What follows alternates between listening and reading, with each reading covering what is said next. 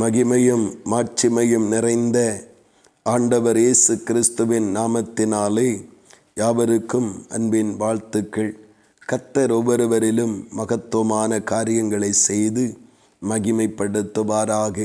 இந்த நாளுக்குரிய தியான வசனம் ஏசாயா 30வது அதிகாரம் அதன் 19வது வசனம். சீயோனை சேர்ந்த ஜனங்கள் எருசலேமில் வாசமாயிருப்பார்கள் என்று சொல்லப்படுகிறது.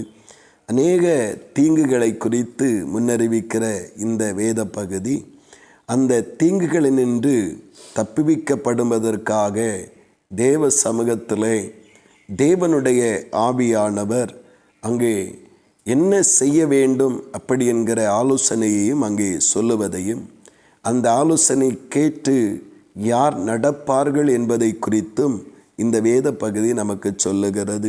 இங்கே சொல்லுகிறார், சீயோனை சேர்ந்த ஜனங்கள் எருசலேமில் வாசமாயிருப்பார்கள். அப்படியானால் கர்த்தருடைய ராஜ்யத்திற்கு, பரம சீயோனாயிருக்கிற பரலோக ராஜ்யத்திற்கு முன்குறிக்கப்பட்டிருக்கிற ஜனங்கள் அவர்கள் எருசலேமில் அல்லது தேவனுடைய வீட்டில் தேவ சமூகத்தில் வாசமாயிருப்பார்கள் என்று அங்கே சொல்லப்படுவதை நாம் கவனிக்க முடிகிறது. இன்றைக்கு மனிதன் வாழ்வு தீங்கும் நெருக்கமும் பல விதமான உலக பயங்கரங்களும் சூழ்ந்திருக்கிறதான இந்த நாட்களிலே பரிசுத்த வேதம் சொல்லுகிறபடி மனிதன் அவைகளுக்கு பின்னாடி அலைந்து கொண்டே இருக்கிறான். அவைகளுக்கு பின்னாடி அந்த காரியங்களை நிவர்த்தி செய்யும்படி அவைகளுக்கு பின்னாடி அந்த அலைச்சல்களை எண்ணி அதுக்கு பின்னாடியே ஓடிக்கொண்டே இருக்கிறார். கர்த்தருடைய நாமத்தினாலே பரிசுத்த தேவனுடைய இரக்கம் கிடைப்பதற்காக தேவ சமூகத்தை நோக்கி வருவதற்கு தேவனை அறிந்தவர்கள் என்று சொல்லுகிறவர்களும் இன்றைக்கு இயலாத ஒரு சூழ்நிலையிலே காணப்பட்டு கொண்டு இருக்கிறோம். ஆனால் வேதம் என்ன சொல்லுகிறது?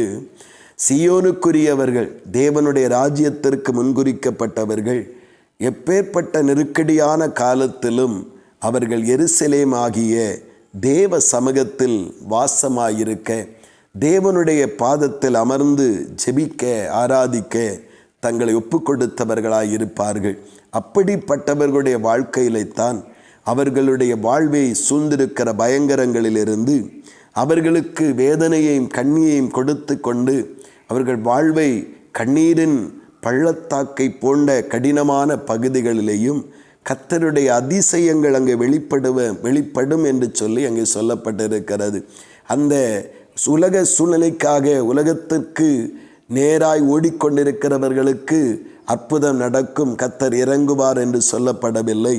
அந்த சீயோனுக்குரியவர்களாக அந்த உலக நெருக்கடியான காலங்களிலும் தேவ சமூகத்தை நோக்கி, தேவனுடைய பாதத்தை நோக்கி அமர்ந்திருக்கிற ஒவ்வொருவருக்கும் தான் வேதம் சொல்லுகிறது, அவர்கள்தான் இனி அழுது கொண்டிராதபடிக்கு கர்த்தருடைய இரக்கம் அவர்களுடைய கூப்பிடுதலின் சத்தத்திற்கு, விண்ணப்பத்தின் சத்தத்திற்கு உடனே செவி கொடுத்து அதிசயங்களையும் அற்புதங்களையும் வாழ்விலே அனுபவிக்க செய்வதை இந்த வேத பகுதி நமக்கு சொல்லுகிறது.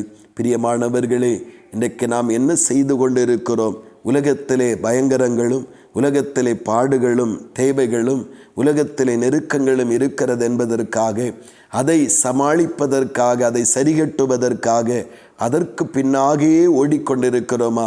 இல்லை வீணான அலைச்சல்களினால் அலைந்து நேரங்களை விரயமாக்கி கொண்டிருக்கிறோமா? இல்லை, நாம் இக்காலத்திலே சீயோனுக்குரியவர்களாய் தேவனுடைய சமூகத்தை நோக்கி ஆராதிக்கவும் ஜெபிக்கவும் காத்திருந்து தேவனுடைய இரக்கங்களை பெற்றுக்கொள்ளவும் நாம் முயற்சிக்கிறோமா என்பதை நாம் சிந்திக்க வேண்டும்.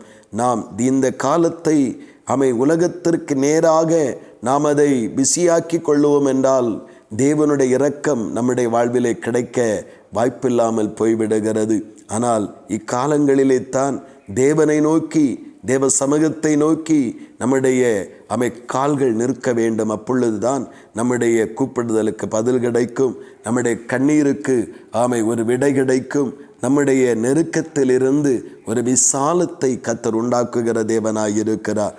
இந்த வேத சத்தியத்தின் உண்மையை புரிந்து கொண்டு நாம் இக்காலங்களிலே உலகத்திலே விசாலமாய் நடக்க அல்ல, தேவ சமூகத்தை நோக்கி, தேவனுடைய பிரகாரத்தை நோக்கி நம்முடைய நேரங்களையும் காலங்களையும் நாம் செலவிடுவோம். நிறைவான மகிமையான பலனை காண கர்த்தர் ஒவ்வொருவருக்கும் அனுக்கிரகம் செய்வாராக. ஆமீன், ஆமீன். செபிப்போம். பரலோகத்தின் நல்ல ஆண்டவரே, பரிசுத்தமான உம்முடைய இரக்கங்களுக்காக நன்றி செலுத்துகிறோம் அப்பா.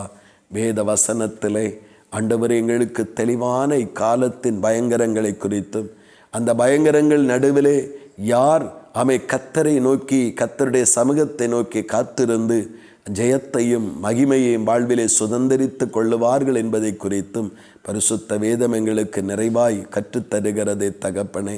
ஆண்டவரே, நாங்கள் இந்த உலகத்தின் பயங்கரங்களுக்கு பின்னாடி, உலகத்தின் பாடுகளுக்கு பின்னாடி, தேவைகளுக்கு பின்னாடி அலைந்து திரைகளாய் இராதபடி கர்த்தர் எங்களுக்கு அற்புதம் செய்வதற்காக இந்த எருசலேமாகிய தேவ சமூகத்தை நோக்கி, தேவனுடைய வீட்டை நோக்கி, தேவ பாதத்தை நோக்கி நாங்கள் காத்திருக்கிறவர்களாய் மாற்றுவீராக, அவசமாயிருக்கிறவர்களாய் மாற்றுவீராக.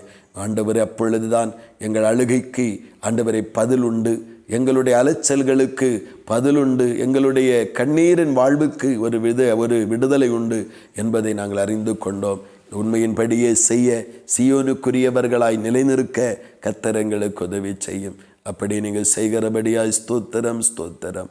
இயேசு கிறிஸ்துவின் மூலம் செபிக்கிறோம் ஜீவனுள்ள நல்ல பிதாவே. ஆமேன், ஆமேன்.